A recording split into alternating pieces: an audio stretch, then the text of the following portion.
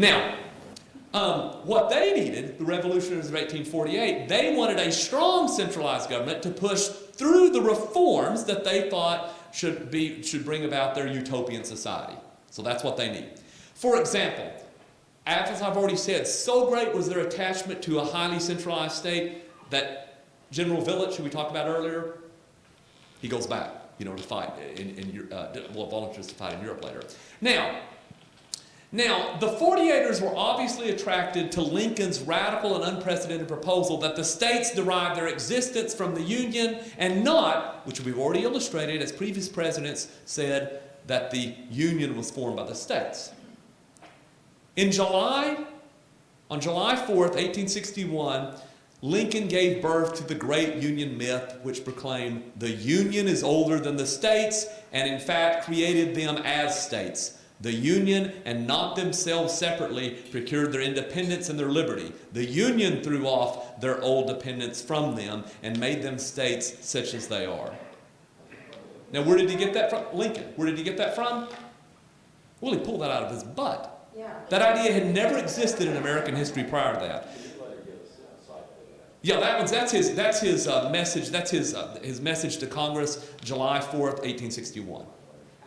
Now, of course, the 48ers readily adopted Lincoln's argument and his cause, volunteering in the thousands to fight for Mr. Lincoln's War of National Unification. In fact, almost a century later, another German radical, obsessed with the idea of creating a mystical union, parroted Lincoln's own words, claiming, quote, "The states that make up the American Union are mostly in the nature of territories, formed for technical administrative purposes. These states did not and could not possess sovereign rights of their own, because it was the Union that created most of these so-called states." Now, who said that? Adolf Hitler in Mein Kampf. That's where he got his idea from for a highly centralized German state, was straight from Lincoln. That's who he quotes. Don't have to believe a word I'm saying. Go get Mein Kampf and read it. Yeah. Can you give us a rough percentage of the number of these 48ers that fought in the revolution, in the Civil War? The key thing is this. Of the 300,000 that came over, most of them are not revolutionaries from 1848. But the key officers, many of them are. Does that make sense? The ones that organize them. That's the key thing. And I'll give you some other names, examples and stuff, and how they fight these and what they basically say. Now, not surprisingly, like their 20th century Marxist successors, once committed to the cause, they're going to be willing to employ any means possible to achieve their goals. And this is certainly true when it came to winning Mr. Lincoln's war. Now, in addition to serving as soldiers, a number of 48ers also served the Union cause as journalists as well, fanning the flames of total war. And that's the key thing. They're going to push it to make it a harsher war. Okay? Now I want to stress this. I am not saying that this is the only reason that Union soldiers fought. I mean, there are some who believe they were in slavery. There are some, people had different reasons. But if you look at when the people that push for a very vicious war, this is what you're going to see. Let me talk about this guy. So media had an agenda then? Media had an agenda. Here you go. Let me give you one, and I have a ton of these. Let me give you one about the media agenda. One guy's a German guy, Karl Heinzen. And in his writings, Heinzen boldly advocated the use of terrorism in supporting his goals. This is what he said. He says, "If you have to blow up half a continent and cause a bloodbath to destroy the party of barbarism," by the way, who's the party of barbarism? The Southerners. "You should have no scruples of conscience. Anyone who would not joyously sacrifice his life for the satisfaction of exterminating 1 million barbarians, 1 million Southerners, is not a true Republican." There you go. There you go. A la Akbar. Okay? So, or I guess it would be Marx, whatever.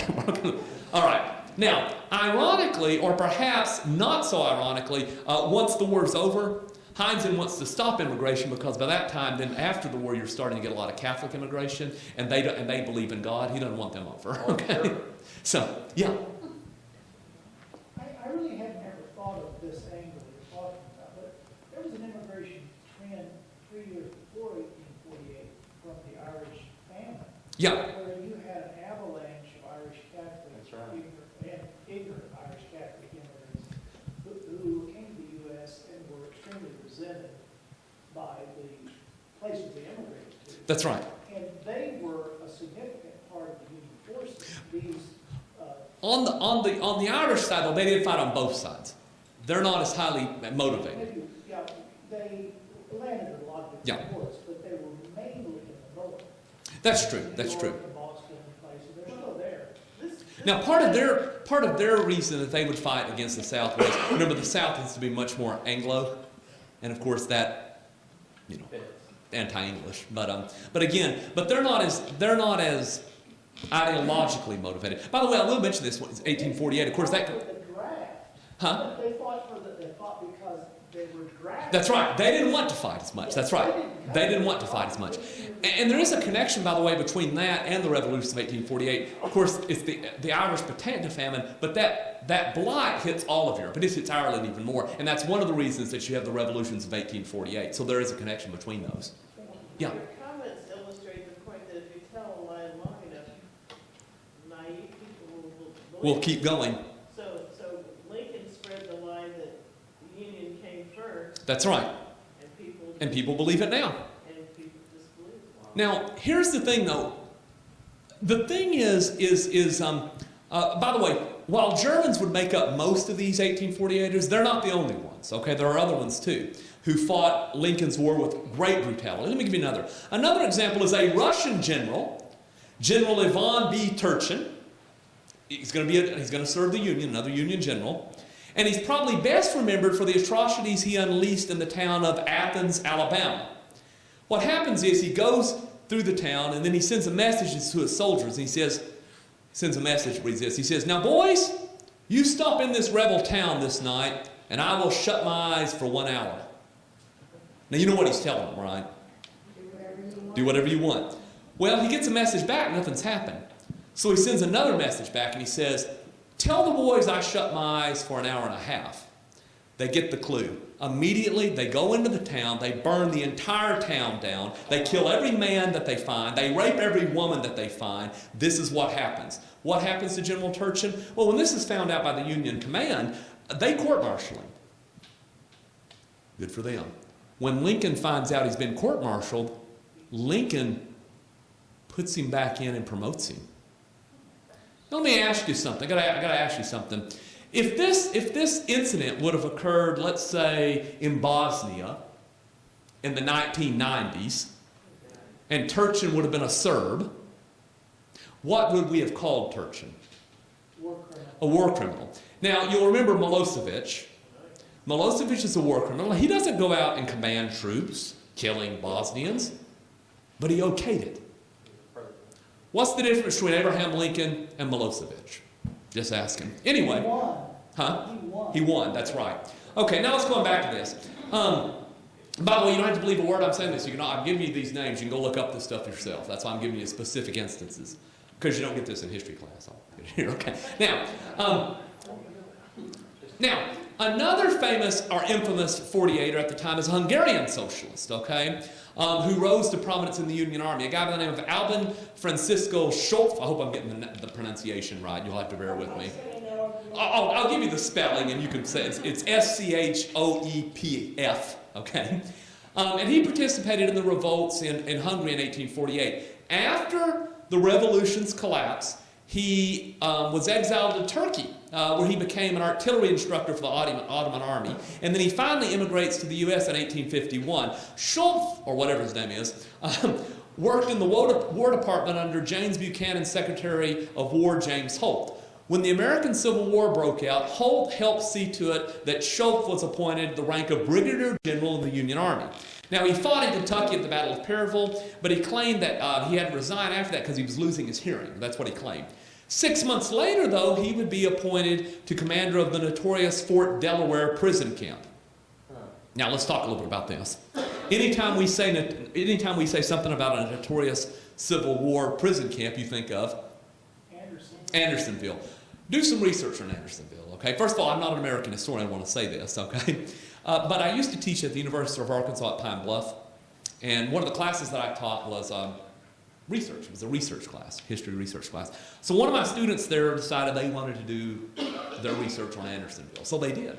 They actually went off to Carolinas to do some of the research. I mean, it was amazing, this person's paper. What they found was this. When they looked into this, they said, yeah, the people starved, yeah. But also those camp commanders and those camp guards sent a message to the Union saying, let food come in and we'll give it just to the prisoners. They're cut off. Yes, prisoners starved. You know who else starved in Andersonville? Guards and locals. They said, you can send food out and we'll give it to them. Union Army didn't do it. Now, on the other hand, Camp Delaware, the Union one, they had all kinds of food. But it didn't matter. Because you had this socialist in charge. And I know he's supposed to love humanity and all that. What does he do? Well, by the way, let me give you something you can look up on this if you want to. There was a guy by the name of Lonnie Spear. He wrote a book called Portals to Hell. And what he says is basically Schoep allowed his subordinates unrestrained control inside the compound. And eventually it evolved into the most brutal POW institution that Americans have ever known, including if you compare them to what the Japanese did to us. Wow. Now, by the way, I'll mention this a little bit. I know I'm getting loud. There's a reason why. This is a little personal to me because my great-great-grandfather, John W. Crow, Sergeant in Company K of the 42nd Mississippi Regiment, died at Fort Delaware. Now, with that said, the tortures that were endured by the lives lost by Confederate prisoners under General Soap's ranks is, like I said, the worst suffering that our soldiers have ever undergone fighting as POWs. It was common to, basically, one of the things they did was they would hang people by their thumbs. Okay? And it was common to see these prisoners hanging around by their thumbs until their thumbs burst and fell off. Now, George Moffett, a prisoner at Fort Delaware, claimed this. He says, this was a daily occurrence, and I've seen 6 or 8 thumb hangers suspended at a time. A guard stood by to shoot anyone who interfered. In many instances, they were left until their thumbs burst. All of this, again, took place under the command of a man who was a committed socialist and supposedly dedicated to improving the condition of mankind. Now, who else do we have? Nonetheless, most of these guys, most of these radical 48ers that came over were Germans. One guy was a guy by the name of Louie Blinker. Now, Louie Blinker had been a leader of a revolutionary government in the German city of Worms in 1849. He fought several engagements, but again, his revolution failed. He flees first to Switzerland, and then the Swiss think, you're a troublemaker, get out. They throw him out, and he eventually comes to the United States. During the Civil War, Blinker organized the 8th New York Volunteer Infantry and subsequently was elected its commander. Now, during the war, Blinker's socialist concern for, the downtrodden didn't manifest itself when it came to Southerners. What he did is he took his 10,000-man division and he would lead it from one side of Virginia to the other, pillaging everything that he could. And it was during this time that the term blinkered came into being, which was applied by those citizens who had been looted by these German-American troops passing through them. Private property, life, all of this was meaningless as long as his army was around. Now notice that this was not something, by the way, what have we always been told? The way we finished off that Civil War was Sherman, right? You know, Sherman says, well, I've got to make it real rough to make the South surrender. And of course, it was at the end, we had the march to the sea, right? And that's what finally broke the backs of the South. Had to do it. Only way to get them to submit, right? Late in the war. That's what you've always been told. That's a lie. Blinker was doing this right after the First Battle of Manassas. From day one, that was their strategy. From day one.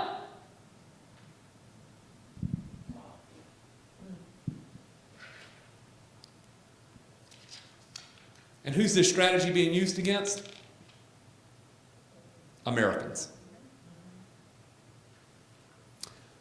One last example of the contempt for earlier generations of Americans held by those radical immigrants who fled Europe after the revolutions of 1848.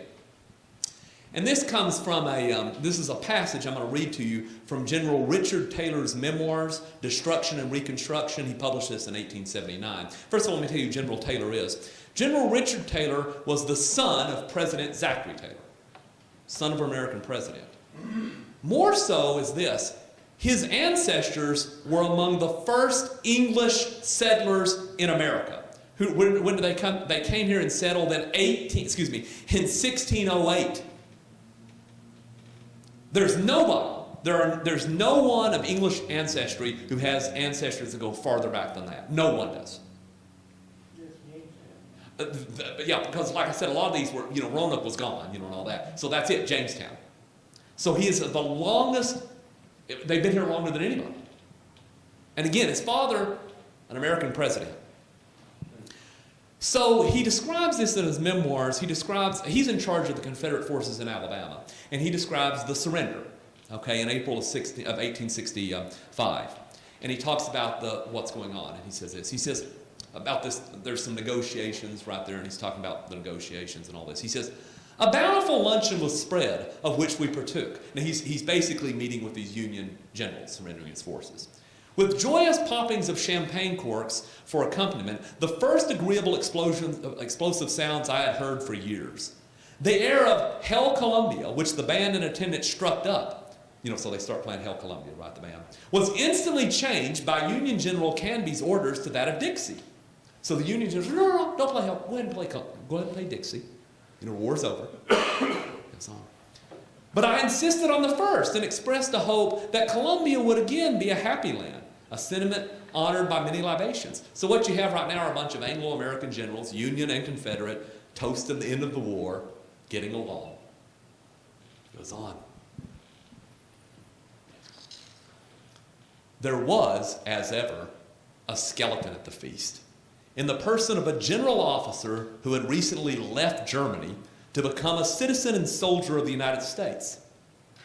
This person, with the strong accent and idiom of the fatherland, comforted me by assurances that we of the South would speedily recognize our ignorances and errors, especially about slavery and the rights of states, and rejoice in the results of the war. In vain, Canby and Union Commodore Palmer tried to suppress him. In other words, the other Union generals were like, no. They're trying to get him to quiet down. What happens? He says, on a celebrated occasion, an emperor of Germany proclaimed himself above grammar, and this earnest philosopher was not to be restrained by canons of taste. I apologize meekly for my ignorance, on the ground that my ancestors had come from England to Virginia in 1608. And in the short intervening period of 250-odd years, had found no time to transmit to me the correct ideas of the duties of American citizenship. Moreover, my grandfather, commanding the 9th Virginia Regiment in our Revolutionary War, had assisted in the defeat and capture of the Hessian mercenaries at Trenton, and I lamented that he had not, by association with these worthies, enlightened his understanding. My friend smiled blandly and assured me of his willingness to instruct me. Happily for the world, since the days of Huss and Luther, neither tyranny nor taste can repress the Teutonic intellect in search of truth and exposure of error. A kindly, worthy people, the Germans, but wearing on occasion. There you go. That shows you right there, if you want to change in the American political tradition and you don't think that immigration changes it, think again.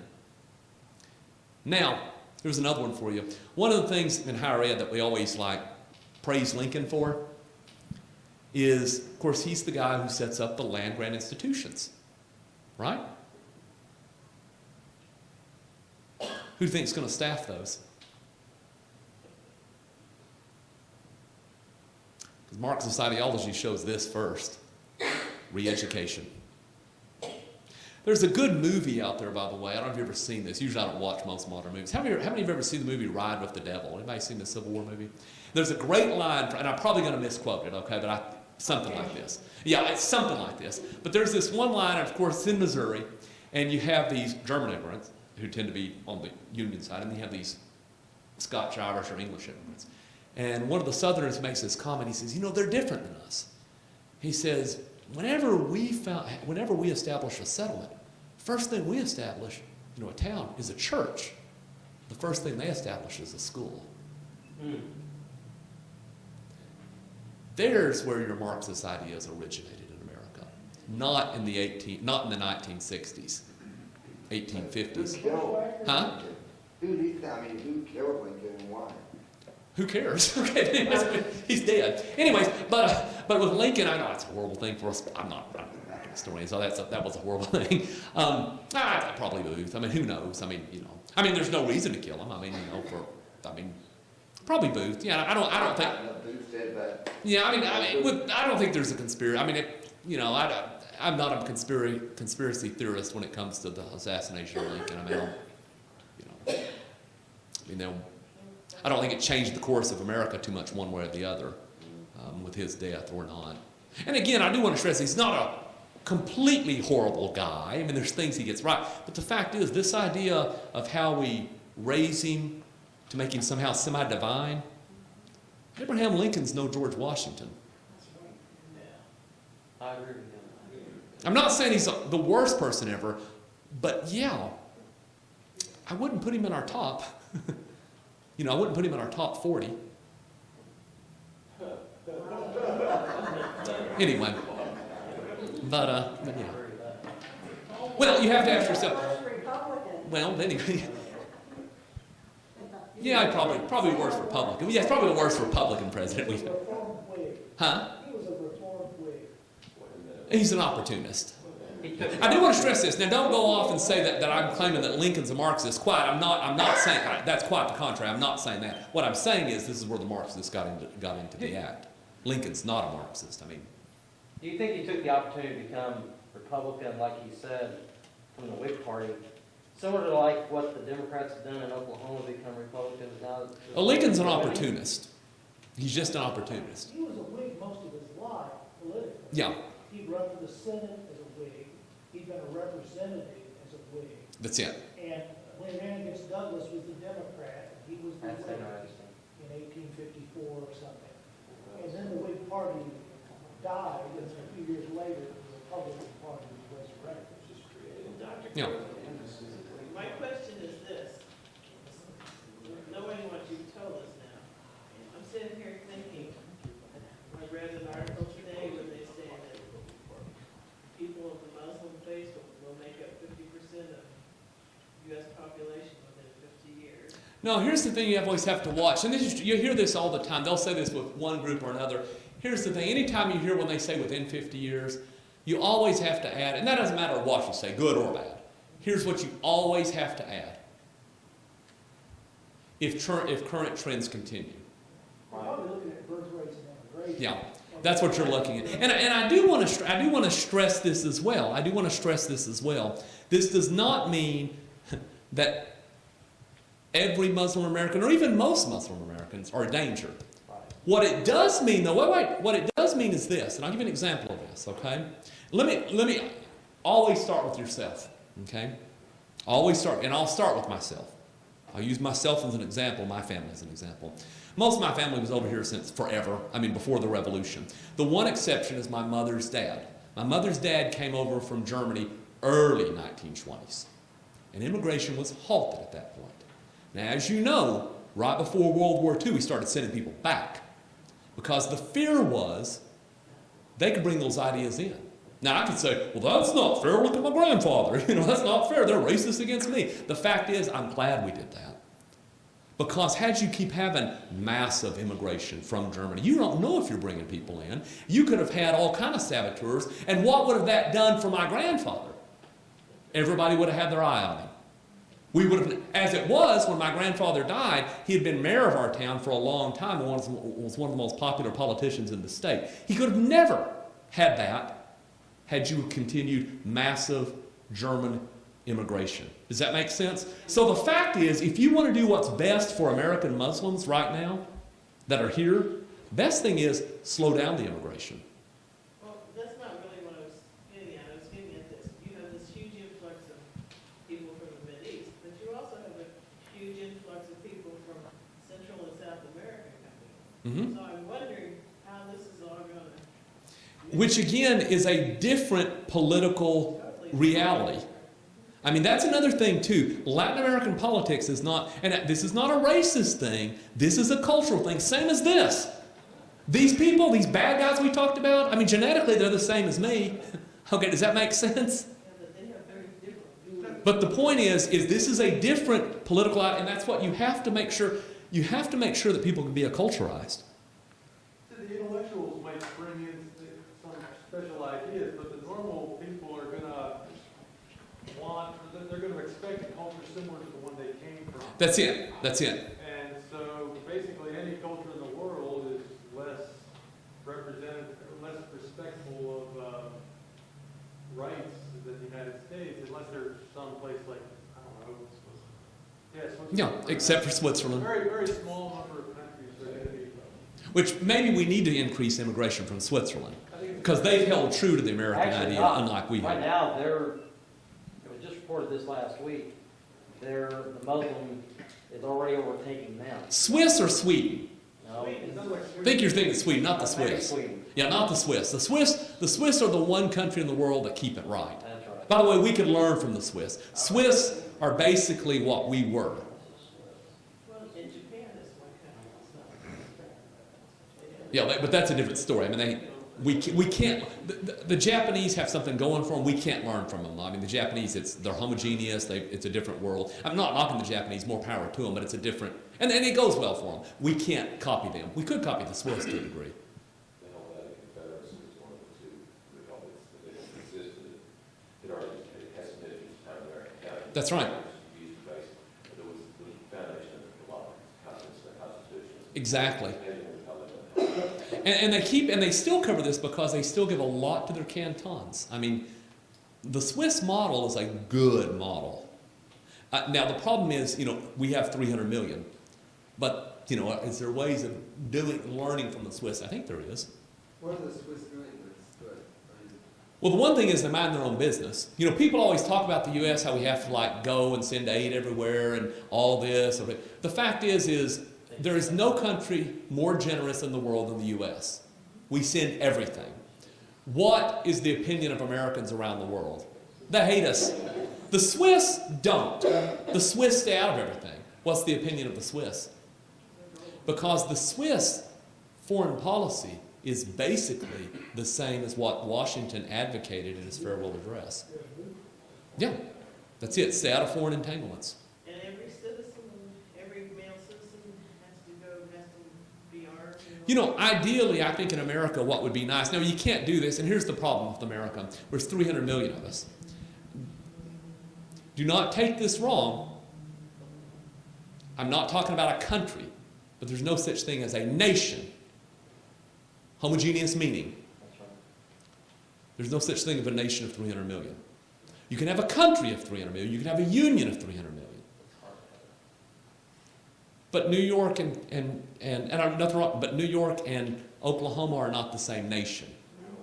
And by the way, I want to stress this. I'm not saying they should adopt what we have. I don't think it would work there. Does that make sense? I'm not playing superior to New York. It's just different. The fact is, I've got to tell you this. I'm not going to vote for this guy. But of all people say, which one do you admire the most? Not going to vote for him because he's wrong. But if you ask me which politician I admire the most of the ones running, not going to vote for him. Posing. But the one I admire the most is Bernie Sanders. He's a very good Vermont person. He fits Vermont. He would be the ideal governor of Vermont. Yep. Because that's the way they think. And if they think that way and it works for them, more power to them. The country doesn't need to work that way because it can't. So if you had a country that was just Vermont, New Hampshire, and Maine, he could be president. No. You couldn't put Vermont and New Hampshire in the same country. Yeah, two completely different worlds. Two completely different worlds. Yeah. I mean, I'm not knocking socialists. If it works for them, fine. But you can't have a socialist society for more than 5 million. They got to be very homogeneous. Bernie's from New York City. He is. But he does fit in with Vermont very well, I think. But again, that's not us. That's not us. Again, don't leave tonight thinking Crowsand and the U.S. ought to break up. Far from it. I'm trying to tell you the ways not to break it up. I mean, that was the reason for the experiment, is that for all different little things. That's right. Keep it that way, not for us all And I to think, the same. and I think the best way not to get it to break up is not to push from the top down. And by the way, this works at the state level too. That's right.